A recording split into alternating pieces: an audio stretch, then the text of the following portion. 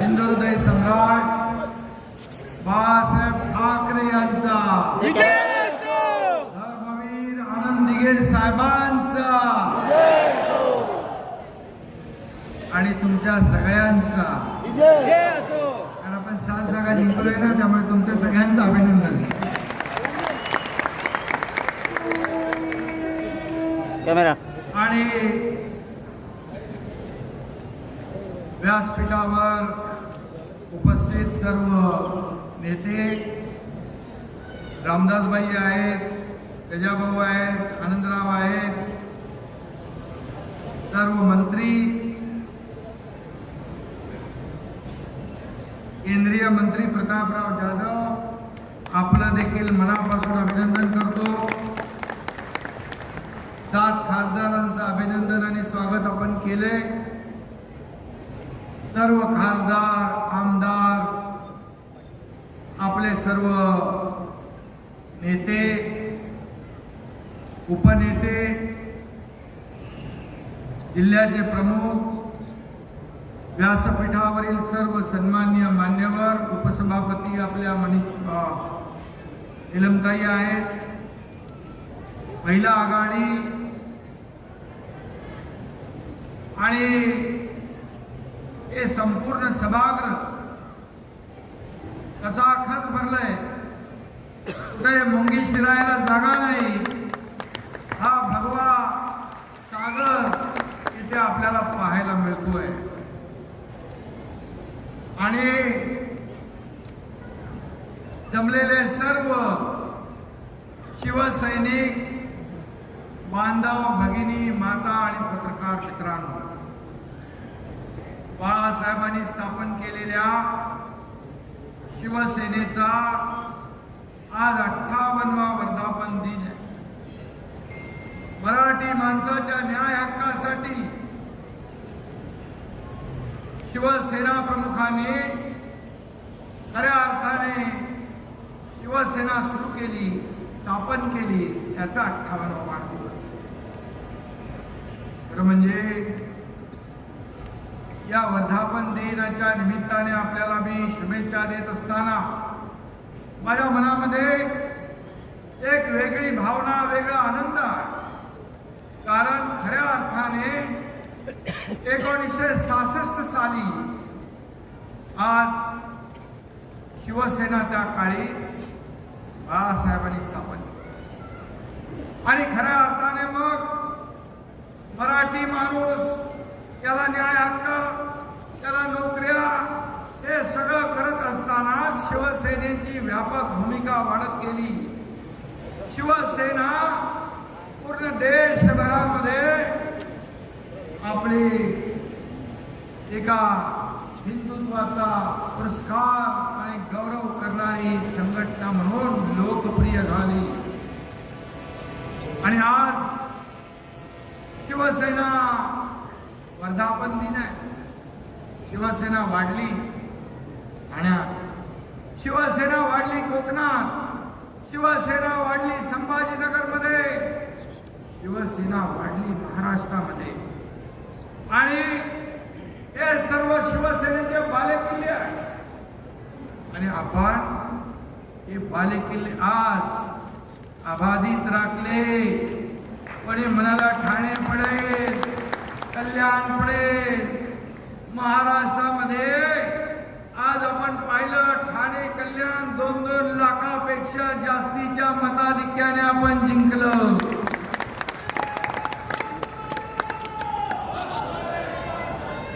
आणि संभाजीनगर जिंकलं. कोकणामध्ये एकही जागा उभाटाला मिळू शकली नाही. आणि म्हणून आपण हा विजय हसून पुसून नाही तर ठासून विजय मिळवलेला.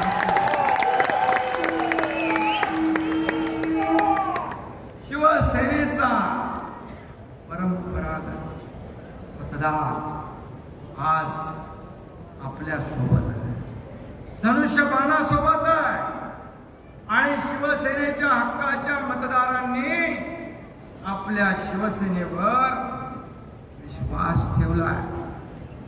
आणि म्हणून मी तमाम शिवसैनिकांचं आणि शिवसेनेवर भरभरून प्रेम करणाऱ्या मतदारांचं मनापासून अभिनंदन करतो, मनापासून त्यांना धन्यवाद देतो. आणि त्यांच्या समोर मी नम्रपणे नतमस्तक होतो. आज काँग्रेसच्या दावणीला बांधलेली शिवसेना सोडवण्यासाठी, बाळासाहेबांचे विचार जपण्यासाठी 2 वर्षापूर्वी आपण उठाव केला. मगाशी आपल्या वाघमारे ताईंनी सांगितलं, मी सगळ्यांची भाषण ऐकतो गाडीमध्ये.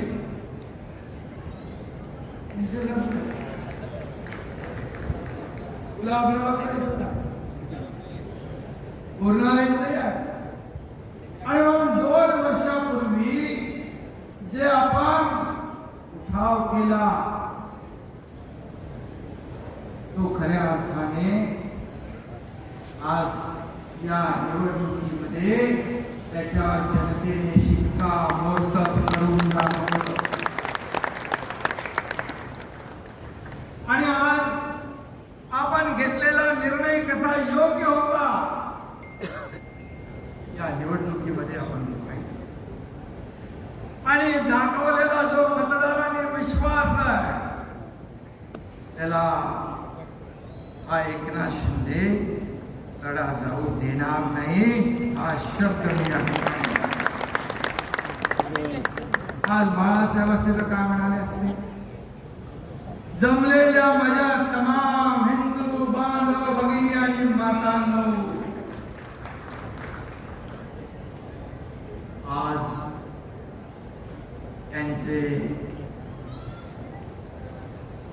त्यांचा वारसा सांगणारे त्यांना हिंदू म्हणून घेण्याची लाज वाटतात. हिंदुत्वाची ॲलर्जी आलेली आहे. शिवतीर्थावर भाषण करताना देखील सगळी इंडिया अलायन्स होती, परंतु तमाम हिंदू बांधव भगिनी म्हणाले नाही. परंतु आज पण शिवसेनेच्या मेळाव्यामध्ये, वर्धापन दिनामध्ये तमाम हिंदू बांधव भगिनी मातांनो बोलण्याचं धाडस त्यांनी केलं नाही.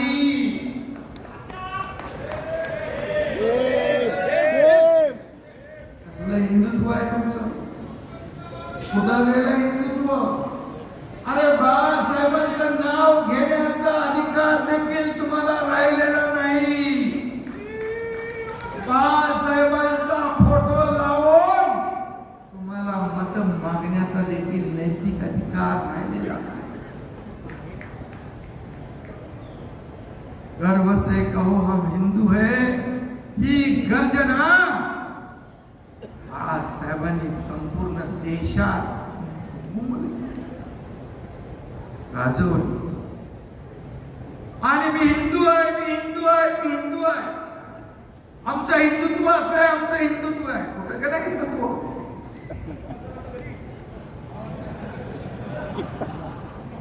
बारामतीला गेला. आणि म्हणून धनुष्यबाण पेलण्याची हिम्मत आणि ताकद मनगटात लागते. हे मनगट आपलं शिवसेनेचं आहे. आणि म्हणून धनुष्यबाणाला मतदान लोकांनी केलं.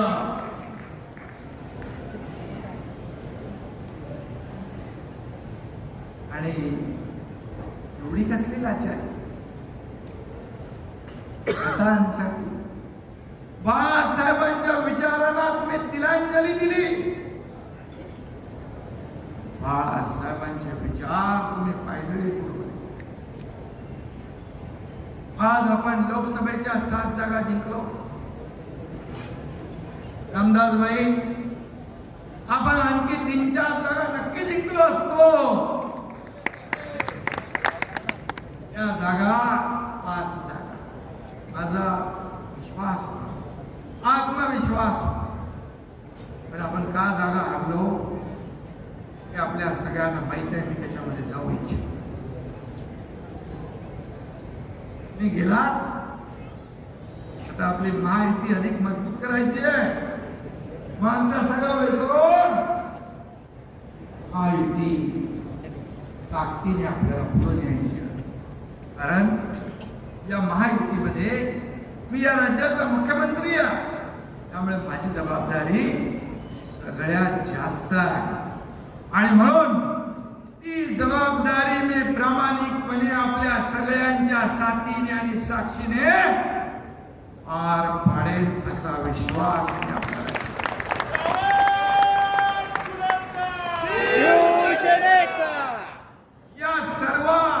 या सर्व वावटळीमध्ये, या एकंदर राजकीय परिस्थितीमध्ये शिवसेनेचा मूळ जो आधार आहे, जो मतदार आहे, तो शिफ्ट झाला नाही. तो दुसरीकडे गेला नाही. तो आपल्याकडे वळला, धनुष्य बाणाकडे वळला. याच उदाहरण शिवसेनेच्या 19% मतदार होते. शिवसेने बांधवांनी बघितली शिवसेनेचे 19% मूळ मतदार, त्यापैकी 14.5% मतदार या आपल्या बाळासाहेबांच्या विचारांच्या शिवसेनेकडे आले आणि 4.5% मत तिकडे राहील. आता या निवडणुकीत त्यांनाही कळलंय. आणि मग इतर मत कशी आली, उठून आली, कसे उमेदवार जिंकले हे तमाम महाराष्ट्राला माहिती. आणि म्हणून मी एवढंच सांगतो की तात्पुरती आलेली सूज आहे. सूज येते ना, सूज उतरते पण ना. आणि म्हणून एकनाथ शिंदे संपणार, शिवसेना संपणार असं काही जण बरळत होते. पण या राज्यातल्या मतदारांनी त्यांचे दात कुठे घातले? घशात. त्यांचे दात घातले घशात. हा एकनाथ शिंदे संपणार नाही. हा एकनाथ शिंदे संपला नाही. हा एकनाथ शिंदे जिंकला तुमच्या साथीने, माझ्या व्यासपीठावरच्या सहकार्यांच्या आणि तमाम महाराष्ट्रातल्या शिवसैनिकांच्या साथीने हा एकनाथ शिंदे जिंकला आणि यापुढे देखील जिंकत राहील. हम तुम्हारे साथ हैं, हम तुम्हारे साथ हैं. अरे एकनाथ शिंदे बाळासाहेबांचा सच्चा कार्यकर्ता आहे.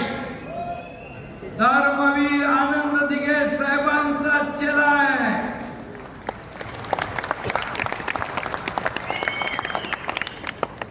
आणि तुमचं आणि या महाराष्ट्रातल्या जनतेचं प्रेम माझ्यावर आहे. आणि जोपर्यंत हे प्रेम माझ्यासोबत आहे तोपर्यंत एकनाथ शिंदे घाबरणार नाही. एकनाथ शिंदे तर कधीच घाबरला नाही. जे नको नको ते धाडस जे आयुष्यामध्ये या देशात कुणी केलं नाही, त्या एकनाथ शिंदेने करून दाखवलंय. भीती आणि डर हे माझ्या रक्तात नाही, माझ्या शब्दकोशात. राजकीय पंडित काय सांगत होते? 1-2 जागा येतील आणि आता जाईल बरेच मस्त पडेल. हे पण टेन्शन मध्ये होत. ठाणे हा एकनाथ शिंदे आणि दिघे साहेबांचा बालेकिल्ला आहे.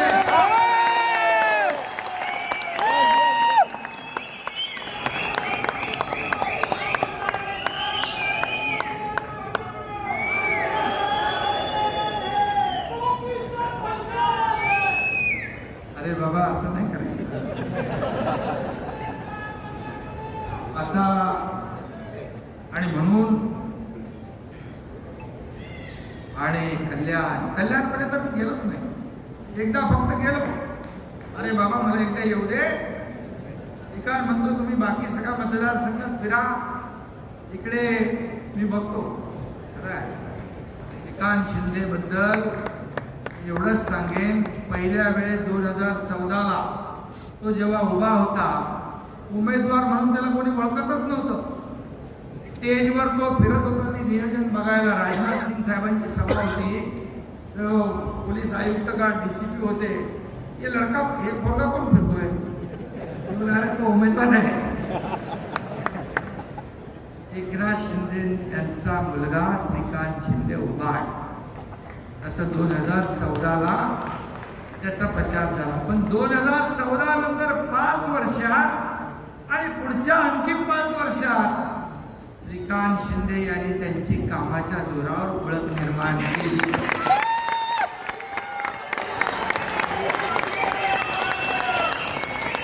श्रीकांत शिंदे तुम आगे बढ़ो, हम तुम्हारे साथ हैं. म्हणून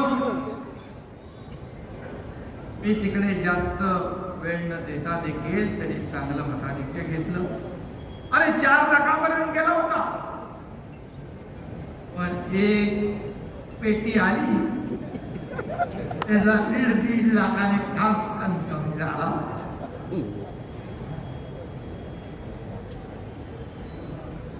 आणि म्हणून मी मगाशी जे म्हणालो, कोकणात उबाटा साप, ठाणे, कल्याण, पालघर, संभाजीनगर सगळं साप. मुंबईतल्या 4 जागा कशामुळे गेल्या हे आता आपल्याला सांगण्याची आवश्यकता नाही.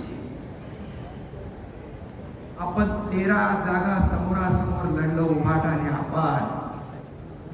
आपण त्यातल्या 7 जागा जिंकल्या. त्यांचा उभाटाचा स्ट्राईक रेट आहे 42%. आपला स्ट्राईक रेट आहे 47%.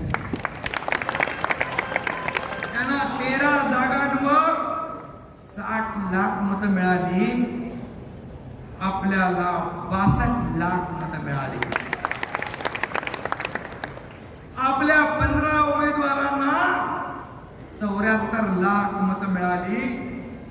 म्हणजे प्रत्येकाला सरासरी रामदासभाई 4,93,000 मतं. आणि त्यांच्या 21 उमेदवारांना किती मिळाली? आपल्याला 4,93,000, त्यांना 4,50,000. आपण सगळीकडे त्यांच्यापेक्षा सरस कोण आहे? शिवसेना. खरी शिवसेना, खरी शिवसेना, बाळासाहेबांची शिवसेना, धनुष्यबाणाची शिवसेना आणि तुमच्या सर्वांची शिवसेना सरस ठरली.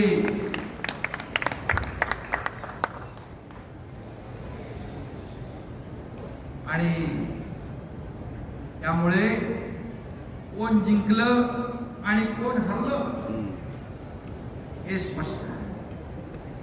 खरी शिवसेना कोणाची आहे याचा निकाल या निवडणुकीमध्ये जनतेने दिलेला आहे. आता आपण जनतेच्या कोर्टात गेलो होतो. तुम्हाला मी आठवण करून देतो, यापूर्वी झालेल्या ग्रामपंचायतीच्या निवडणुकीमध्ये आपल्याला लोकांनी ट्रेलर दाखवला होता. सगळ्यात जास्त जागा महायुतीच्या निवडून आल्या आणि आपल्या जागा शिवसेनेच्या 2200 आले होते सरपंच, 2200. आणि उभाटा तेव्हा किती नंबरला गेला हे माहितच नाही पडलं. 5व्या का 6व्या? 6वा. त्यामुळे आता खरी शिवसेना आणि दुसरं मी सांगत नाही कोण आहे हे सांगण्याची आवश्यकता आहे. आणि म्हणून वर्धापन दिन साजरा करण्याचा अधिकार हा तुमचा आणि आमचाच आहे. आता त्याला दुसरं काहीतरी नाव ठेवायला पाहिजे. काय उभाटा काय वाटतं का बसा संघटना?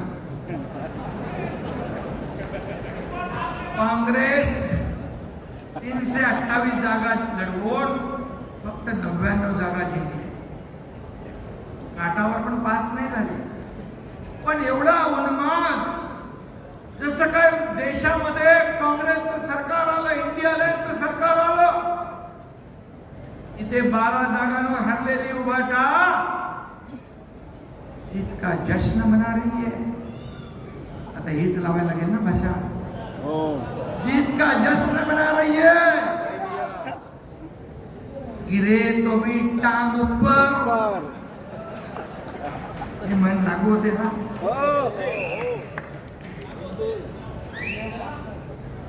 हे जाऊ दे, ते रामदास उत्कुळ पोरगई सांगे उभाटा काँग्रेसच्या वोट बँकेमुळे जिंकलेली आहे. आणि त्या वोट बँकेने त्यांना तारलंय. 21-22 जागा लढून 9 जागा आल्या. आणि म्हणून सत्तेसाठी विचार, बाळासाहेबांचे विचार सोडणारे त्यांना काय म्हणायचं, विचार सोडणारे लाचार. आणि काँग्रेसला गाडण्याची भाषा नेहमी बाळासाहेब करायचे. या काँग्रेसने बाळासाहेबांच्या मतदानाचा अधिकार काढून घेतला होता. आज काँग्रेसला मतदान करताना उभाटाचे हात थरथरले कसे नाही? ज्या बाळासाहेबांचा मतदानाचा अधिकार काढून घेतला त्या काँग्रेसला मी मतदान करणार हे अभिमानाने सांगणारे बाळासाहेबांचे विचारांचे वारस कसे होऊ शकतात? आणि म्हणून बाळासाहेबांच्या आत्म्याला किती वेदना होत असते. आणि म्हणून आणखी काय बोलायचं त्यांच्याबद्दल. दक्षिण मुंबईमध्ये यामिनीताईंचा पराभव झाला. आयकाळा, मुंबादेवी या ठिकाणच्या मतदानाची आकडेवारी मी तुम्हाला मुद्दाम इथं सांगतोय. Polling station number 25 Mohammad Umar road आपल्याला किती मतं मिळाली? 4. त्यांना किती मिळाली? 542. बूथ नंबर 202 मिर्झा गालिब मार्ग यांना मिळाली 797. आपल्याला किती मिळाली? 5. इथल्या 33 पोलिंग स्टेशनवर आपल्याला फक्त 187 मतं, त्यांना 17,816 मतं. देवीची हीच परिस्थिती आहे. सिंगल डिजिट मध्ये आपल्याला मतदान आणि त्यांना आपल्याला 241, त्यांना 20,045. आता तुम्हाला कळलं कशाच्या जीवावर ते जिंकले, कुणाच्या मतांवर जिंकले.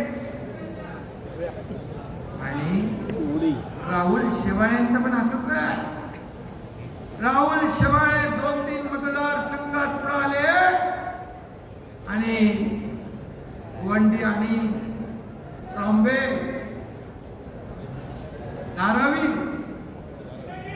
तर लीड गेला त्यांचा सराव. ए एवढी भानुशक्ती नगर, मी त्यांना विचारत होतो काय परिस्थिती, म्हणजे काय प्रॉब्लेम नाही, सगळं ठीक आहे. त्यांनाही माहित नव्हतं की काय चाललंय. आपण 1% मत आपल्याला आणि 99% मत त्यांना. हे कसलं आणि कुठलं मतदान, कुठल्याही मतांची टक्केवारी. इथे कुठला मोबाईल फोन लावून ईव्हीएम हॅक केलं होतं त्यांनी, सांगा बरं. 99% मत तुम्हाला. ही लोकशाही कुठली? आम्ही घ्यायचं का ईव्हीएम वर संशय? तुम्ही कुठला OTP टाकून ईव्हीएम हॅक केला होता ते? तुम्ही जिंकला म्हणजे ईव्हीएम चांगला, तुम्ही हरला म्हणजे ईव्हीएम वाईट. अरे ईव्हीएम हॅक करता आला तर आम्ही काही शिवाय दोघेही जिंकले असते ना. आपल्या रवींद्र वायकर यांचा विजय त्यांच्या फार जिवारी लागला. बरोबर.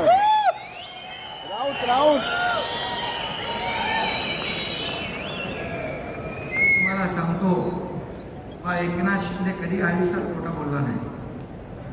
जिंकलो तर जिंकलो, हरलो तर हरलो.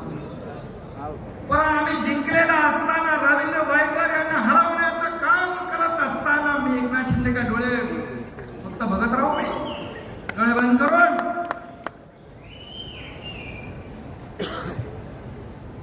मग ते कुठलं मोबाईल, कोणाचा मोबाईल, तिथं मोबाईल बरेच असतात, तिथं फोनवर बोललं मोबाईलने हॅक केला. अरे जिकडे तुम्ही जिंकले तिकडे चांगली आहे ईव्हीएम. आणि म्हणून जे ईव्हीएमच्या बद्दल अनेक एक्सपर्ट लोकांनी देखील काही मतं मांडली. रवींद्र वायकर यांचा विजय पूर्णपणे जनतेचा विजय, तुमच्या मेहनतीचा विजय, मेरिटवर मिळालेला विजय आहे. कुठेही जा, कधी जा, विजय हा जनतेने दिलेला विजय आहे. खऱ्या शिवसेनेचा विजय. नियतीने बघा, हम तुम्हारे साथ हैं. त्यांचे पण माझ्याबद्दल काही वेगळी मतं होती, मलाही त्यांच्याबद्दल काही वेगळी मतं होती. पण हे कोण लाभ करत होत? पक्षाचे प्रमुख कोण? पण त्यांना कळलं की अरे हा माणसाला भेटल्यानंतर कळलं हा माणूस कुठल्या मनाचा आहे. हा सच्चा माणूस आहे. आणि जिथं आपण एवढे वर्ष होतो त्याची कारस्थानं काय काय झाली, कशी कशी आमच्यामध्ये द्वी निर्माण केली हे देखील. म्हणून नियती कुणालाही सोडत नाही, कुणालाही माफ करत नाही. मराठा अतिशय खोटारडा पक्ष आहे. खोट आणि रडा, सतत खोटं बोलायचं आणि सारखं रडत बसायचं. त्याला काय नाव दिलं पाहिजे? ढोंगी. अरे ढोंगीने रडणाऱ्याला कुठला ढोंगी? रडेगड सारखाच रडीचं नाव. संजाला उलटा टांगा. अरे त्याचं नाव नका. जिंकलो जिंकलो असा ढोल तुम्ही पिटताय, पण कुणाच्या जीवावर हे तुम्हाला आत्माला माहित आहे. आणि म्हणून हे माझं म्हणे तुम्ही शिवसेनेचा मतदार तुमच्या बरोबर राहिलाय का याचा विचार करा.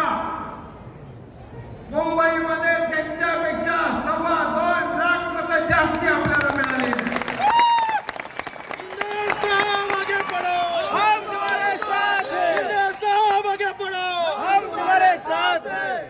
उबाटाच्या मिरवणुका आपण पाहिल्या? उबाटाच्या मिरवणुका पाहिल्या का? निवडणूक प्रचारामध्ये प्रचारात झेंडे बघितले? पाकिस्तानचे पाकिस्तानचे हिरवे झेंडे फडकत होते.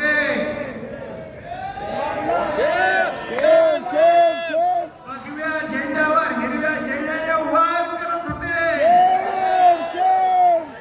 हा व्हिडिओ मी बघितलाय. तुम्ही बघितलाय? लाज नाही वाटली? मतांसाठी किती लाचार व्हाल, किती लाचारी पत्कराल. हिंदू धर्माच्या छत्रपती शिवरायांच्या पवित्र भगव्याची एवढी अवहेलना कधी पाहिली होती? याचं उत्तर तुम्ही विधानसभेत काढणार की नाही? यांची जागा तुम्ही दाखवणार की नाही?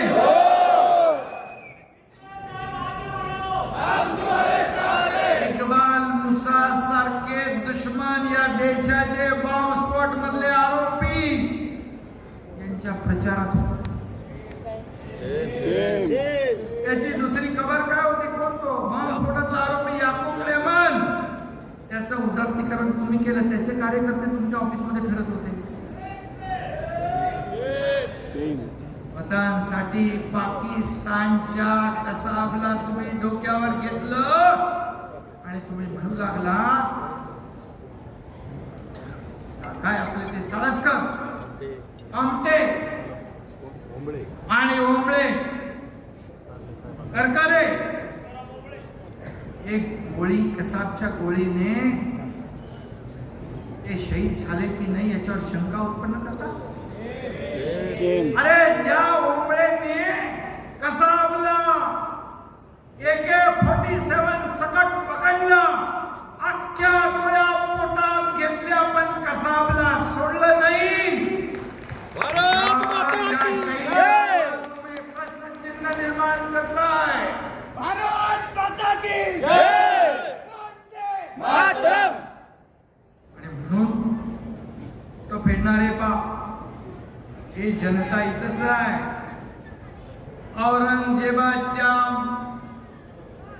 औरंगजेबाचे गोडवे गाणाऱ्यांच्या मांडीला मांडी लावून तुम्ही बसताय. ज्या छत्रपती धर्मवीर संभाजी महाराजांना हलाल करून मारलं, डोळे काढले, अंगाची सांडी सोडली, गरम शिगांचा वापर केला, जीभ छाटली, औरंगजेब त्याची वाहवा करणाऱ्यांच्या बरोबर बसतात. लाज वाटत नाही? थोडी जनाची नाही तर मनाची तरी बाळासाहेबांचा तरी विचार करायचा.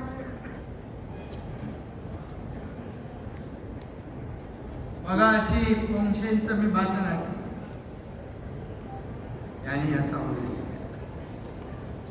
मत मिळवण्यासाठी कुठून फतवे निघाले हे पण सगळ्यांना माहिती आहे. आणि आता ओवेसी पेक्षा आता उभाटाच आपला मसिया यांना वाटू लागला. हा मेळावा कुठे होतोय? वरळीमध्ये. या वरळीमध्ये कुणाला किती मतं पडली तुम्हाला माहित आहे? अरे इथं उभाटा जेमतेम 6,000चा लीड घेतलाय. जेमतेम काही म्हणत होते ते आम्ही 50,000चा लीड देणार. कुठं गेले राजीनामे देणारे? इथून लढतो तिथून लढतो, ह्याला पाडतो त्याला पाडतो. आता कशी जिंकणार? पेंग्विन भारतातून श्रीकांत शिंदे तर सोडा, नरेश मस्के म्हणाले मी महापालिकेत उभारतो, माझ्या समोर होती म्हणजे खासदार व्हायच्या. आता कशा जिंकणार? तुम्हाला भेंडी बाजार सारखा मतदारसंघ शोधावा लागेल.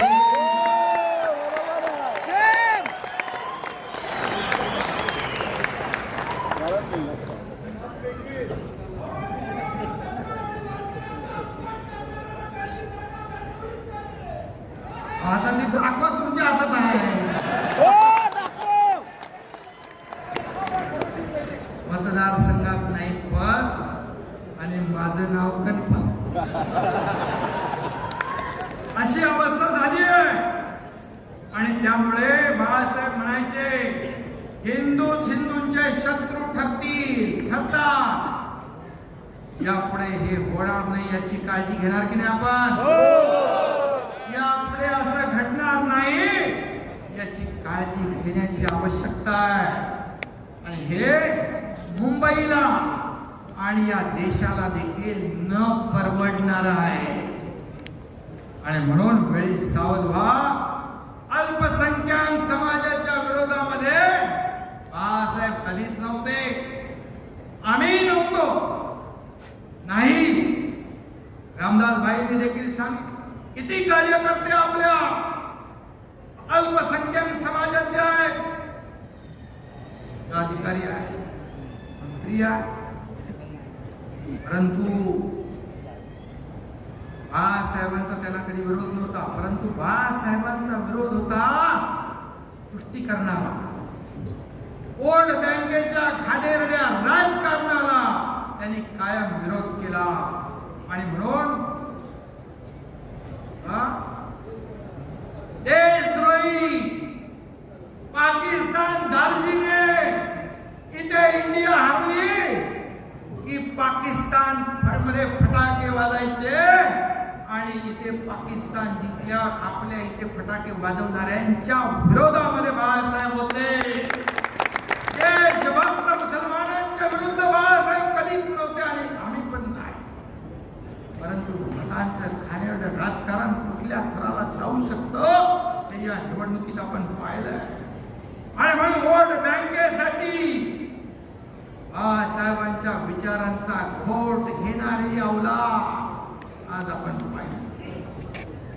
पाटाई चायनीज छत्रीसारखी आहे, त्याची काहीच गॅरंटी नाही.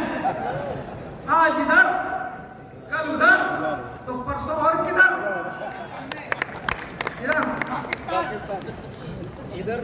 त्यासाठी ते काय पण करू शकतो.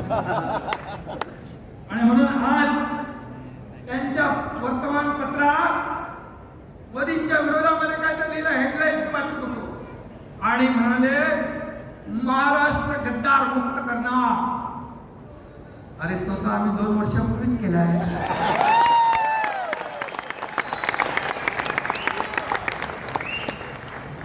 2 वर्षापूर्वीच केला ना. अरे शिवसेना भाजप युतीची सरकार यायला पाहिजे, कुणाचं आलं? बाळासाहेबांचं आणि मोदी साहेबांचं फोटो लावून मतं मागितली, हिंदुत्वाचा प्रचार केला. या जनतेला वाटलं महाराष्ट्रातल्या शिवसेना भाजपचं सरकार येईल, आलं कुणाचं? मग बाळासाहेबांच्या विचारांची गद्दारी कोणी केली? महाराष्ट्रातल्या जनतेच्या विश्वासाला तडा कोणी दिला? मग गद्दार कोण? 2022 ला मी केलं ते बरोबर केलं.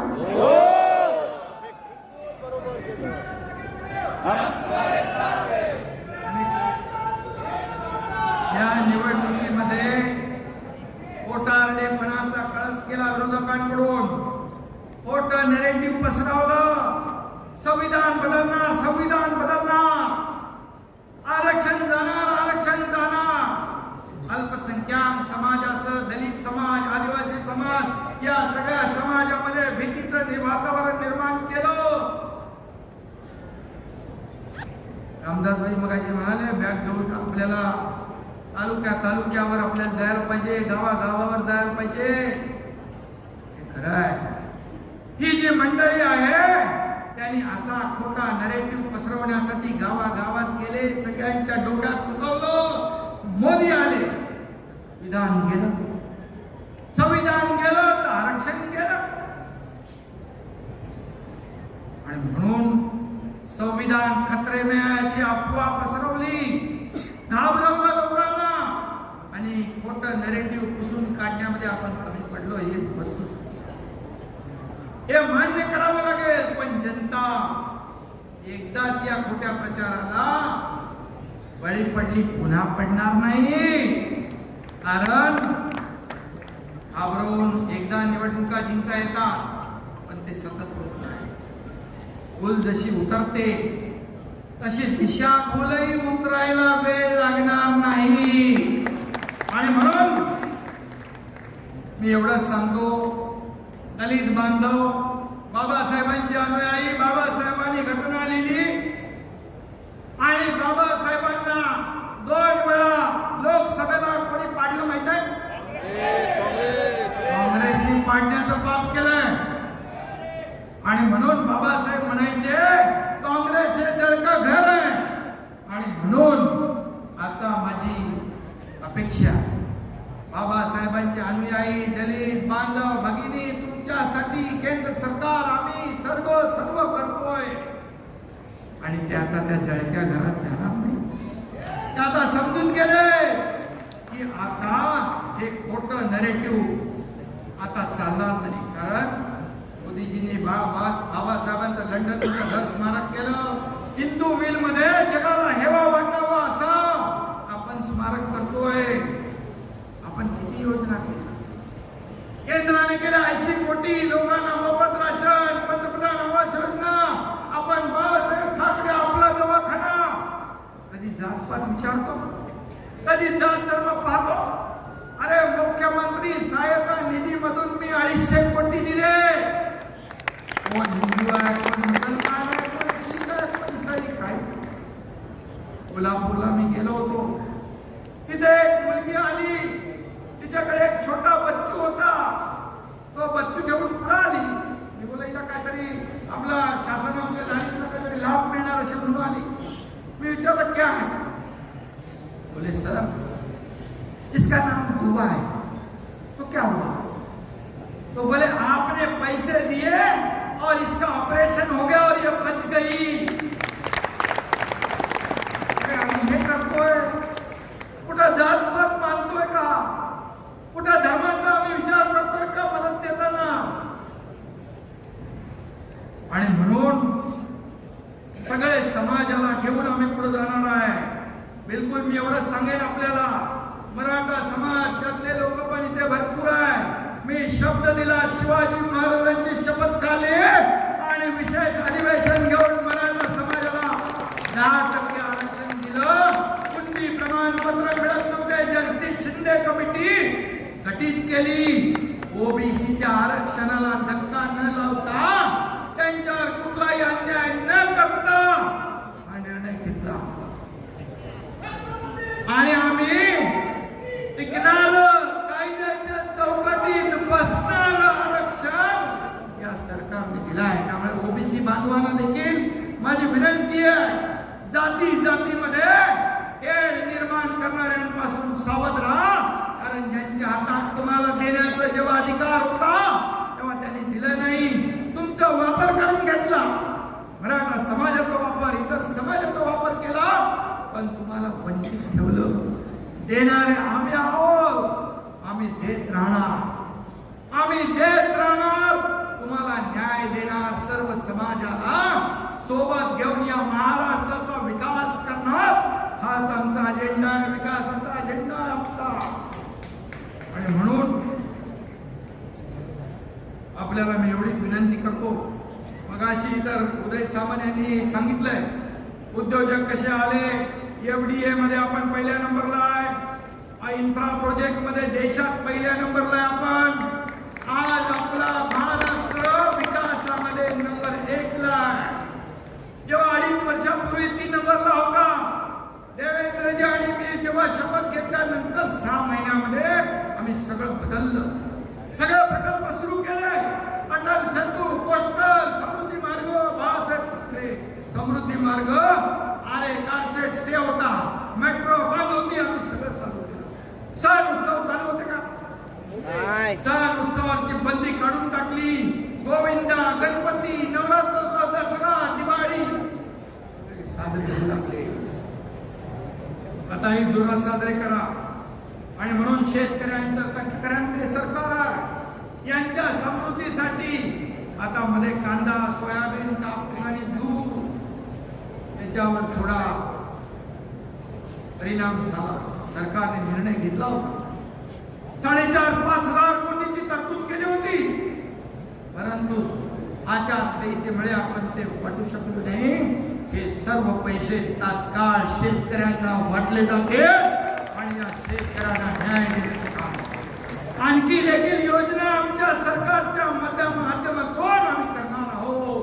शेतकऱ्यांसाठी, महिला सक्षमीकरणासाठी, महिलांना ताकद देण्यासाठी आणि युवकांना रोजगार देण्यासाठी, ज्येष्ठांना देखील योजना सरकार करत आहे. उद्योग गेले काय उद्योग गेले, एवढा इन्व्हेस्टमेंट आपल्या राज्यात येते आहे याचं कारण आपली पॉलिसी आपण बदलली. सरकारने उद्योजकांना रेड कार्पेट टाकलं. उदय सामंतला मी सांगितलं, एकही कारखाना वापस जाता कामा नये याची काळजी तुम्हाला घ्यायची आहे. आषाढी वारीचं मगाशी कोणतरी म्हणाला, अरे परवा मीटिंग झाली, आषाढी वारकरी दिंड्यांना प्रत्येक दिंड्यांना 20,000 रुपये आपल्या सरकारने द्यावे. 5 लाखाचा विमा आपण जाहीर केला, टोल फ्री केला. पोटात दुखू लागलं. अरे तुम्ही तर कधी दिले नाही, तुम्ही तर घेतले फक्त, लुबाडले महाराष्ट्राला. अरे आम्ही देणारे आहोत. ही वारी पंढरीची तुम्हाला नक्की घरी बसवण्याशिवाय राहणार नाही, एवढं मी सांगू इच्छितो. आता वारकरी संप्रदाय, आध्यात्मिक सगळे लोक यातून चाललेले आहेत, लक्षात ठेवा. आणि म्हणून सर्व येणारे सण मोठ्या जोरदारपणे आपण साजरे करा. आपला उत्सव, आपली परंपरा, आपली संस्कृती पुढे न्या, एवढं या प्रसंगी आपल्याला सांगतो.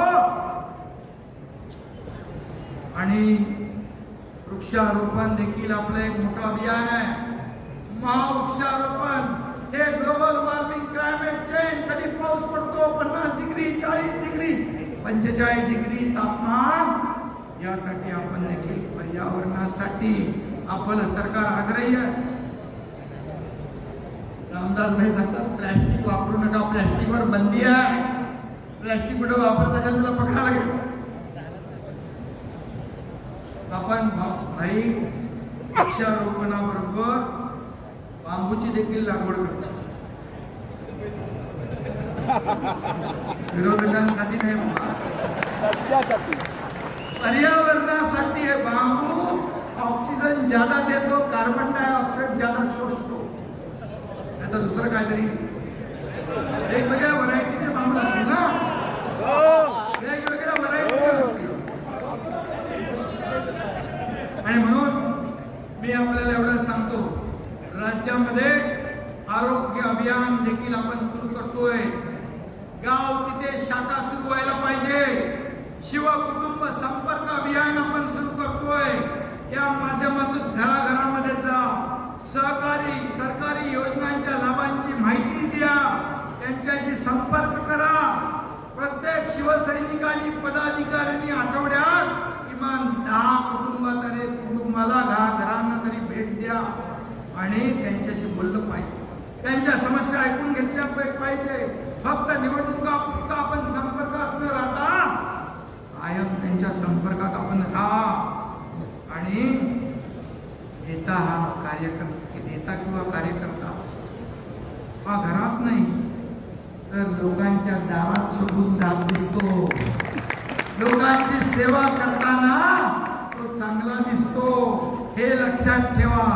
नाही तर वर्क फ्रॉम होम नको, आपल्याला होम टू होम जायचं आहे. आणि म्हणून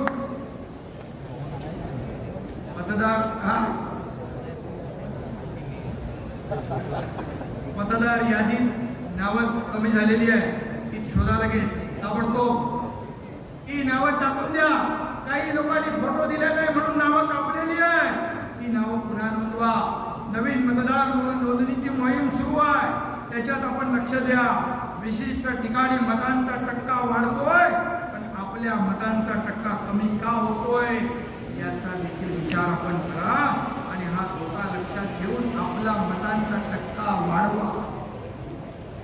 आपण बेसावध राहिलो, आपण जिंकणारच आहोत या भ्रमामध्ये राहिलो, पण ही चूक पुन्हा करता कामा नये.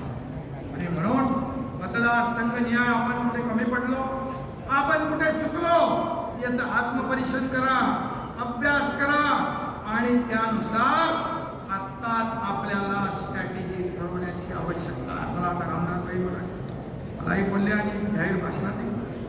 आणि मग 2 वर्षात आपल्या सरकारने केलेली कामं लोकांपर्यंत पोहोचवा. 10 वर्षात मोदीजींनी केलेली कामं लोकांपर्यंत पोहोचवा. विरोधकांच्या खोट्या प्रचाराची दुर्गंधी ताबडतोब पसरली.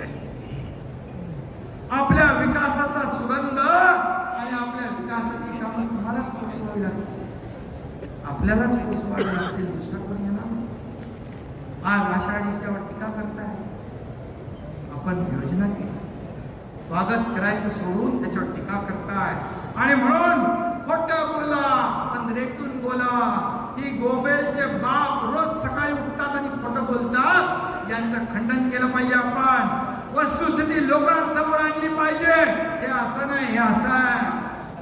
तरच विधानसभेत आपण मोठ्या प्रमाणामध्ये यश मिळवू शकतो. त्यांचा खोटारडेपणा खोडून काढा. आणि म्हणून मी आपल्याला एवढं सांगतो, जंग जंग पछाड. मोदी द्वेषाने सगळे एकत्र आले. काय झालं? मोदी हटाव, मोदी हटाव, मोदी हटाव. हम क्या करेंगे? आणि म्हणून मोदींना तुम्ही रोखू शकले नाही. काही लोक म्हणाले तडीपार करा, पण तुम्हाला सत्तेपासून या देशातल्या जनतेने तडीपार केलंय हे विसरू नका. आणि म्हणून हे डबल इंजिनचं सरकार, 2 वर्षात डबल इंजिन सरकारने काम केले. आता केंद्रात एनडीएचं सरकार आहे आणि राज्यामध्ये देखील आपलं महायुतीचं सरकार आल्याशिवाय राहणार नाही. काळ्या दगडावरची मंदिरे पुढच्या 5 वर्षात या विकासाला बुलेटचं इंजिन लागल्याशिवाय राहणार नाही. या वेगाने आपण काम करतो. आणि म्हणून एवढंच सांगतो, यांना आता थोडा काहीतरी जमाल घोटाळा यायला पाहिजे की नाही. यांची सूज जी आहे, सूज आलेली जनता उतरवेल की नाही. आणि म्हणून यांना हिंदुत्वाचा झेंडू बाम आहे ना, तो लावायची वेळ आली. बरोबर, बरोबर आहे. झेंडू बाम माहिती आहे ना. बरोबर. Yes. त्यासाठी आपल्याला प्रचंड मेहनत करायची आहे. त्यासाठी आपल्याला आज निर्धार करायचा आहे. आपला निर्धार आहे शिवसेना मजबूत करण्याचा. आपला निर्धार आहे शिवसेनेचा विचार जपण्याचा, बाळासाहेबांचे विचार जपण्याचा, हिंदुत्वाची शान राखण्याचा. आणि आपला निर्धार आहे राज्याच्या प्रगतीचा आणि समृद्धीचा. आणि आपला निर्धार आहे विरोधकांना चारी मुंड्या चित करण्याचा. आपला निर्धार आहे या विधान भवनावर पुन्हा एकदा महायुतीचा भगवा झेंडा फडकवण्याचा.